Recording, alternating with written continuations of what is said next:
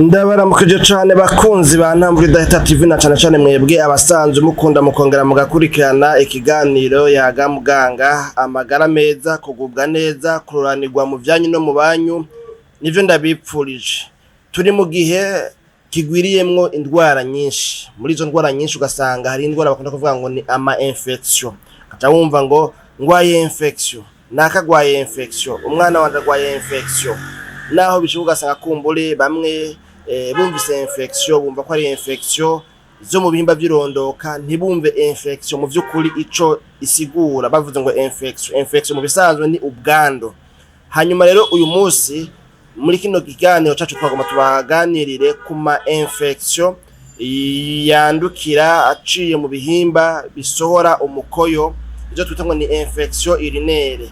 Umuntu ashobora kwibaza ati mbega none infection urinaire, izo infection zo mu bihimba bisohora umwanda mutoya, mbega umuntu arashobora kuzikingira ko zigwiriye ko ari nyinshi? Uza wumva ngo nazanduye mu matwarete, ya matwarete asiege, kumbure nazandukijwe, kumbure yeye n'umuntu kumbure twabonanye gutya tubona amakaya abantu nk'abo, ngo kumbure ngo usanga nayanduye ngo ku muntu ngo twaryamanye twahuje ibitsina, ibintu nyene nk'ivyo, kubera yuko mu bisanzwe infection urinaire, infection sexuelle kumbure cyangwa se mu bihimba birondoka zirafise aho zihurira. Ariko no musi tugomba kuvuga mbega none umuntu yo kwirinda gute izi infection, yo zikingira gute izi infection zo mu bihimba bisohora umukoyo? Hoba hari ivyo umuntu yokora, hoba hari ico umuntu yokora mu ntumbero yo kugira ngo yikingire, agwanye, azicire ataronegwa iki kibazo kijanye n'ama infection yo mu bihimba bisohora umukoyo? Inyishu ni ego cane. Birashoboka yuko umuntu yikingira, birashoboka yuko umuntu azitira ataronegwa kubijanye na kino kibazo c'indwara z'ubwandu bwandukira mu bihimba buciye kumbure novuga ngo mu bihimba bijejwe gusohora umukoyo. Aho ni mu gihe ibiharuro vyerekana yuko buri mwaka ngo abantu bangana n'imiliyoni 150 bashasha bama batorwa iyo infection. No kuvuga mu yandi majambo, muri vya bitabo bikurikiranirwamwo abarwayi hirya no hino kw'isi, amaraporo ashikira OMS, Organisation Mondiale de la Santé, ryashira hamwe mpuzamakungu gitaha amagara y'abantu. Izo raporo zirerekana yuko ngo buri mwaka hama haboneka abandi bantu bangana n'imiliyoni 150 batowe indwara zo mu bihimba bisohora umukoyo twite ngo ni infection urinaire. Muri kino kiganiro rero nagomba ngo ndababwire ibintu bitandatu umuntu yokora mu ntumbero yo kwikingira, yo kuzitira ataronegwa nizi infection cyangwa se izi ndwara z'ubwandu bwandukira buciye mu bihimba bisohora umukoyo. Ikintu ca mbere muri bino bintu bitandatu umuntu yokora ni ikintu gisanzwe kandi coroshe, ni ukunwa amazi ku rugero rukwiye. Ayo mazi ku rugero rukwiye naho tugomba kuvuga yuko umuntu akwiye kunywa amazi atoja musi y'ilitiro n'inusu. Aho ni mu gihe ibiganiro byarenganye twababwiye yuko umuntu ashobora kunywa amazi uko umubiri yamusabye kose, ku buryo nimba ari ahantu hakuruzuba cane, ku buryo nimba ari umuntu akora akazi kumbure novuga ngo kamusaba gukoresha ingufu nyinshi akabirinda ugumba, ku buryo nimba ari nk'umuntu w'umusportif yiruka cyangwa se umukinnyi w'umupira, byumvikana yuko umubiri wiwe utakaza amazi menshi, uyu muntu ashobora kunywa amazi ashika no ku malitiro 4 canke arenga nk'uko umubiri wiwe woba uyamusavye, na cane iyo adafise ikibazo novuga ngo kijanye n'ibihimba bisohora umwanda mutoya. Murazi nk'umuntu agwaye ingwara y'amafyigo, biragorana yuko kumbure umukoyo amazi yanyoye ayungururwa neza hanyuma agasohoka. Ashobora kuba agwaye ingwara novuga ngo nk'izi za prostate n'izindi ndwara z'ibiyozo ziri muri biriya bihimba hariya, ushobora gusanga vyarazivye, vyariyugaye umwanda mutoya, ugasanga naho yokumva ashatse kuja ku mwanda mutoya biragora yuko aja ku mwanda mutoya. Rero uku kunywa amazi menshi ni ikintu gikomeye cane umuntu agikoze mu buryo bwamaho mu buzima bwiwe bwa misi yose, akama yitwararika ntirirenga atanywa amazi angana n'ilitiro 1.5 kuduga. Bisigura yuko umuntu ashobora kunywa amazi arenga, ahubwo umuntu ndakwiye kunywa amazi ari munsi y'ilitiro 1.5 ku munsi.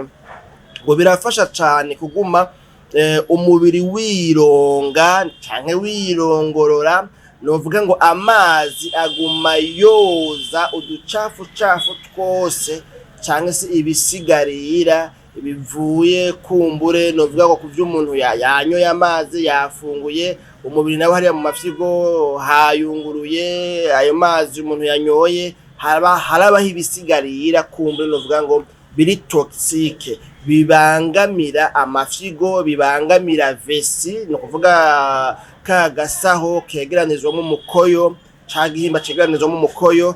No kuvuga ivyo bisigarira rero birahungabanya cane ibihimba bisohora umukoyo iyo bidasohowe neza ku rugero rwiza. Niyo mpamvu umuntu anywa amazi ku rugero rwiza rero umubiri uguma wiyoza neza, hanyuma biriya bihimba vyose vyari guhava bibangamirwa na vya bisigarira vyasigara, kumbure bisigaye kubw'ivyo umuntu yariye, ku mazi ivyo umuntu afungura, ivyo umuntu anywa, hama umubiri ugahingura ivyo uhingura, ugakoresha ivyo ukeneye, hama ibisigaye byose murazi ko biba birimwo, novuga ngo imicafu, biba biri toxique.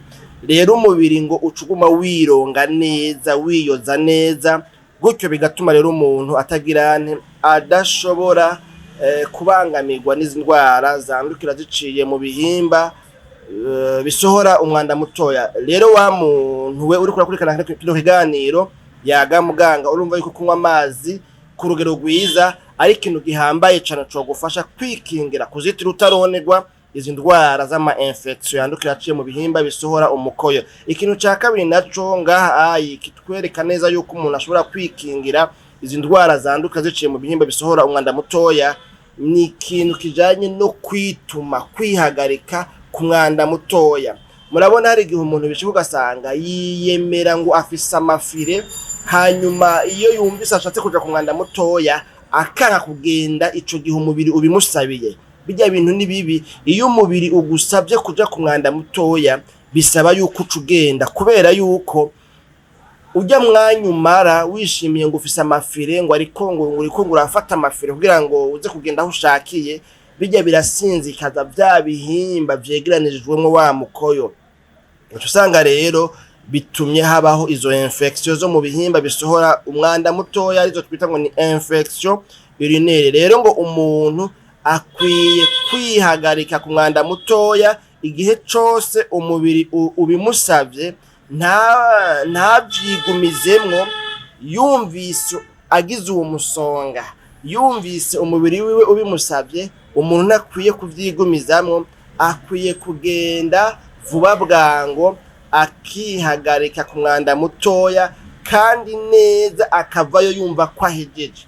Ico kintu rero cyo gusohora umwanda mutoya igihe cose umubiri ukubwiye yuko ufise umwanda mutoya, bikenewe kuja kwihagarika ku mwanda mutoya. Ico kintu ni kimwe mu bintu bifasha umuntu kwirinda no kwikingira izi ndwara z'ama infection z'ubwandu zandukira ziciye mu bihimba bisohora umwanda mutoya. Ikintu ca gatatu naco ngaha cofasha umuntu kwikingira izi ndwara zanduka ziciye mu bihimba bisohora umwanda mutoya, ni kijanye n'ingene umuntu agira isuku, na cane cane aha rero muhace umurongo, na cane cane ku bakenyezi n'abigeme, kubera yuko murabizi neza ibihimba vy'irondoka by'umukenyezi n'ibyo mushingantahe canke se igitsina gore n'igitsina gabo ntibiremwe kumwe. Kubw'iyo mpamvu rero bibonekana neza yuko hariho amariske menshi yo kwandura indwara zandukira ziciye mu bihimba bisohora umwanda mutoya canke mbere wanashaka n'ibihimba vy'irondoka, kuko murazi yuko vyose bifise aho bihurira. Mu gihe umuntu agize isuku ukutariko, turiko turavuga rya suku ryo mu bihimba novuga ngo vyirondoka canke se ibihimba bisohora umwanda mutoya, vyose murazi ko biri novuga ngo biri hamwe. Rero ngo umukenyezi canke umwigeme cane cane niwe twoshimika ko cane, akwiye kumenya ingene iyo agiye ku kazu ka surwumwe akwiye kwitawaza, mpanuva ngo kwitawaza mwagase kirundi, kwisukura iyo umuntu ahejeje kwihagarika ku mwanda mukuru. Umuntu ngo akwiye guhanagura novuga ngo ava imbere aja inyuma.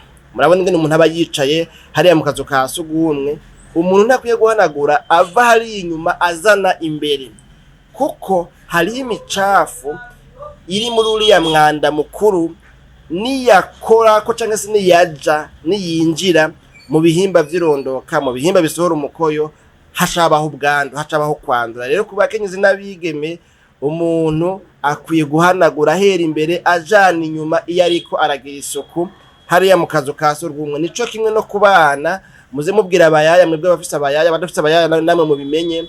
Umwana w'umwigeme akiri muto nawe nyene niko kuko bisaba yuko iyo muriko muramuhanagura, murazi ko bobo bataba bashoboye kwihanagura, bisaba yuko muhanagura ahereye imbere ajana inyuma, kugira ngo ntihagire imyanda ivuye inyuma hariya hazana umwanda mukuru ihavicija mu bihimba vy'irondoka, hanyuma hagacabaho kwandura infection zizananye muri iyo micafu yari hariya, novuga ngo hazana umwanda mukuru. Ikindi naco kubijanye n'iri suku nyene canke se novuga ngo ni hygiene intime, iri suku mbijanye n'ibihimba novuga ngo vy'irondoka, nuko ngo umukenyezi n'umwigeme cane cane nibo bakarigwa ngo bakwiye kwirinda cane gupfa kwiyogesha mu bihimba vyabo vy'irondoka amasabune ayariyo yose. Hariho amasabune yabigenewe, no ngaha kwa muganga turayadandaza muri pharmacie, hariho amasabune yabigenewe. Rero si vyiza gupfa guhitana isabune yariyo yose, kubera ko hari ivyo twita ngo ni pH, ni urugero rwa acide ruri mu kintu umuntu ariko arakoresha nk'iyo sabune nk'akarorero. Rero hariho izo usanga zica zihungabanya, novuga ngo ibatayo y'abasirikare bo mu mubiri bagwanya ubwandu hariya mu bihimba vy'irondoka. Rero nukwirinda cane kugira ngo wiyumvira ngo uri kuragira isuku, wa mukenyezi wa mwigemewe, hama ugafata isabune novuga ngo ukanyukura hariya mu bihimba vy'irondoka ngo uri kuragira isuku. Wapi, hariho amasabune yabigenewe, ni wakoresha amasabune atabigenewe uzohava usanga uri kurahungabanya abasirikare bo mu mubiri basanzwe bagwanira ibihimba vyawe vy'irondoka, ibihimba vyawe vy'umwanda mutoya, hama usanga uragize ikibazo, usanga uciye uba expose, ugiye urakarigwa n'ubwandu, ugiye urakarigwa n'ama infection. Ikindi ca gatatu muri kuri nimero nyene ijanye n'ibijanye n'isuku canke se novuga ngo na hygiene intime, umuntu ngo cyane kubigeme n'ubundi n'abakenyezi ngo bakwiye guprivilegier, bakwiye kwitwararika cyane, gushira imbere cyane, gukunda gukoresha novuga ngo twaduhuzu two munsi, mugabo ngo dukozwe mw'ipampa, apana novuga ngo ubundi bwoko muraza habaho amanilo, amale n'ibiki, kumbure ngira ngo n'ubundi bwoko. Rero ngo umuntu akwiye kwitwararika, umukenyezi n'umwigeme akaza araba yuko uduhuzu two munsi yaguze ari udukozwe mw'ipampa. Ibi navyo nyene twarabivuze mu biganiro vyarenganye, ariko ikiganiro twerekanye neza ingene uduhuzu two munsi dushobora gutuma umuntu yandura izi infection zo mu bihimba vy'irondoka, akazandura bitewe nuko yambara uduhuzu two munsi kumbure tutagiriwe isuku canke turi mu bwoko budakwiye, butabereye, atarakwiye kwambara. Ikindi kintu kigira kane ngaha muri bino bintu bitandatu cyuko turavuga kumbure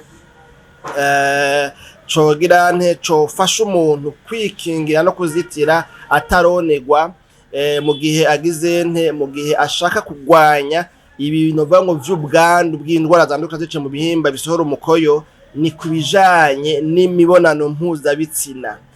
Ku basanzwe bubatse, nari kuvuga mbere ngo abo bonyine, ariko mugabo turabizi yuko mu by'ukuri ntibikivugwa ngo n'amabanga y'abubatsi muri bino binjana vyacu n'abatubatse. Urabona yuko imibonano mpuzabitsina bayikora novuga ngo ukuri kwame. Rero umuntu wese arangura imibonano mpuzabitsina mu nyuma yenda bivuye gutyoya, kuko sinje gutanga uruhusha rwo wabikora n'abatabikora. Umuntu wese arangura imibonano mpuzabitsina akwiye kwitwararika inyuma yo kurangura imibonano mpuzabitsina, agaca agenda akihagarika ku mwanda mutoya kugira ngo bikunde ujya mwanda mutoya ushobore gusohora utumikrobe utubakteri novuga ngo twari guhava kumbure twigwiza tukagirane tukavamwo infection kubera yuko ntihaburamwo uducafu utumikrobe hama twoca tuguma tuduga tugashika hariya novuga ngo mu bihimba vy'indani bishobora kugirane guca rero bituma habaho iyo infection urinaire mugabo yaturutse kukuba umuntu yaranguye imibonano mpuzabitsina. Umuntu wese arangura imibonano mpuzabitsina akwiye kwitwararika akaja kwihagarika ku mwanda mutoya kugira ngo umwanda mutoya use naho ugize ntuciye ukoropa utumikrobe twose tuba twari mu mubiri wiwe. Umuntu yavaca yivati none mbega none umuntu hoca vyishaka atahashaka nimba kumbure umuntu asaza atanywa amazi akugero rukwiye biragoye yuko kumbure yoca ashaka kuja ku mwanda mutoya ico gihe. Nibaza yuko kumbure ngira ngo byoce bisaba ko umuntu anywa amazi rero atari make imbere yo gukora imibonano mpuzabitsina kugira ngo inyuma yaho ntihaze guhera umwanya munini yadashatse kuja ku mwanda mutoya. Ni mu kiganiro yaga muganga tugeze ku kintu ca gatanu cofasha umuntu kwikingira indwara zandukira ziciye mu bihimba bisohora umukoyo arizo twita ngo ni ama infection urinaire. Ico kintu ca gatanu naco ngaha tubabwira ni kijanye n'imfungurwa cyangwa se ingaburo ibereye. Burya iyo umuntu ngo afungura imfungurwa zigwiriyemo imbogaboga n'ivyamwa ngo birafasha cane kugira ngo amagara meza mu bihimba bijeje gusohora umwanda mutoya. Iyo umuntu afungura imbogaboga n'ivyamwa birafasha cane, birafise ngo ico biterera mu ntumbero yo kwikingira no kugwanya izi ndwara zandukira ziciye mu bihimba vy'irondoka cyangwa se mu bihimba bisohora umukoyo, hama umuntu agatagira amagara meza ntakarigwe no kurwara ubwo bugwaragwara bujanye novuga ngo nizi infection zo mu bihimba bisohora umukoyo. Nangaha twaragize ikiganiro kimwe twerekana ingene umuntu ashobora kwameliora guteza imbere guharanira kugira amagara meza mu bijanye n'ubuzima bw'ibihimba bisohora umukoyo canke se mbere n'ibihimba banashaka amafigo ngene umuntu yoharanira kugira ngo amafigo yiwe aguma akora neza. Twarabonye yuko ibi zimfungurwa zimbogaboga n'ivyamwa ziba zirimo ibyo bitengwa na antioxidant. Izo antioxidant nazo rero ngo zirakingira umubiri mu kongereza novuga ngo ubushobozi bw'abasirikare bagwanira umubiri, kandi ngo izi mfungurwa ngo zirahepara zirasanasana novuga ngo uducendemangingo duserire tuba twasinzikajwe n'ibibazo bitandukanye vy'indwara umubiri wagize ibintu nyene nk'ivyo. Murumva yuko rero biheza bikagirane bigafasha, kandi ngo ama antioxidant arafasha kugwanya ubwandu ama infection. Noneho muravyumva imfungurwa zose zongereza abasirikare mu mubiri zireza zigaca zifasha umubiri kugwanya indwara zose zije zitumbereye kugwanya umubiri. Ikintu ca nyuma ca gatandatu muri bino bintu bitandatu twazanywe no kubabwira bishobora gufasha umuntu kugwanya izi ndwara z'ama infection ni ikintu kijanye n'abantu basanzwe bakora ibijanye n'ama contraception, ama planning familiale, baja kuri bwa buryo bwo gutandukanya imvyaro. Hariho rero ngo uburyo bwo gutandukanya imvyaro hakoresheje ibyo bitangwa na spermicide, no kuvuga ni imiti yica intanga z'umugabo cyangwa se imbuto z'umugabo aba yamanye n'uwo mugore, hama umugore nabagahitamwo ko atosama mu buryo bwo kugira ngo ntaseme agaca akoresha imiti yica imbuto z'umugabo. Iyo miti nayo rero ngo iragirane irashobora guhungabanya yabatayo y'abasirikare bo mu mubiri bagwanya ama infection ya hariya mu bihimba vy'irondoka no mu bihimba bijeje gusohora umwanda mutoya. Wewe rero ukurikiranye kino kiganiro ukaba wahora ukoresha iyo miti kugira ngo yice intanga z'umugabo, imbuto z'umugabo, umenye yuko bizogukwegera akarambaraye. Bakunzi b'ikiganiro yaga muganga, akaryoshe ntigahora mwitama. Aha niho tugomba tugarukize kino kiganiro cacu twagikoreye kwibarabara murumva mwo nyene amasone y'imiduga amasoneri kumbure sinzi n'izindi nduru zitandukanye ariko mugabo nyene twizera yuko mwahakuye ibitari biki muri kino kiganiro jewe Janvier Manirambona rero nari ntanamenye namwe ndabikebanuye naho utaha mu kiganiro yagamuganga c'ubutaha